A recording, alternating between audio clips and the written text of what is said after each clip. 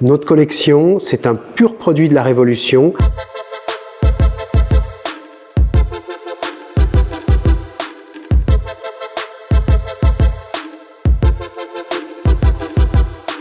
À partir de 1794, les échantillons vont affluer sur Paris au cabinet des mines pour être classés, analysés, rangés. Et la configuration telle que vous la voyez aujourd'hui, on est plutôt dans les années 1850. Là, l'école s'est installée dans cet hôtel de Vendôme et on va mettre au cœur de cette école ces collections dans leur écrin.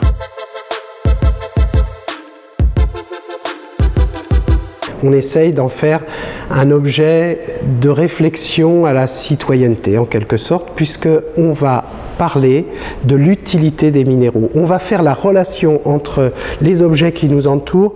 Allez, on va en citer un parce qu'il est emblématique, le téléphone portable. Plus de 40 minéraux pour fabriquer un objet comme celui-là. On se classe à peu près 4e au rang mondial pour la variété d'espèces présentées au public, mais également en collection. Dans la collection, évidemment, vous allez retrouver du quartz, des émeraudes, des aigues marines, des topazes, des tourmalines. On a une superbe vulfénite également, vulfénite orange avec le cristal parfait.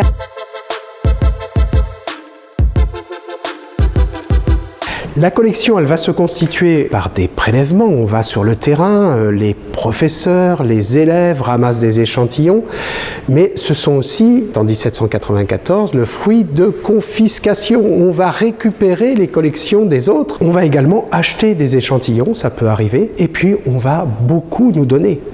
On va aussi échanger avec tous les musées du monde.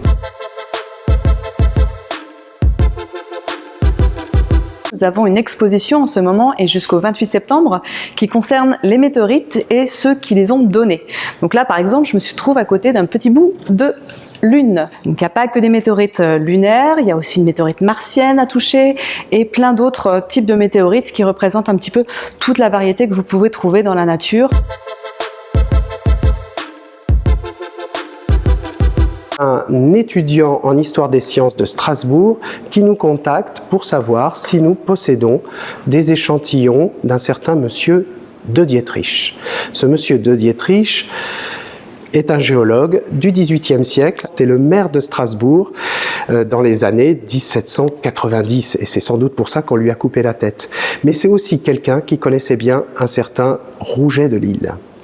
Et c'est lui qui lui a demandé d'écrire un hymne pour l'armée du Rhin pour chanter ce qui sera la première Marseillaise. Ce qui veut dire que les échantillons qui sont dans nos tiroirs ici, appartenant à monsieur de Dietrich, ont entendu la première Marseillaise.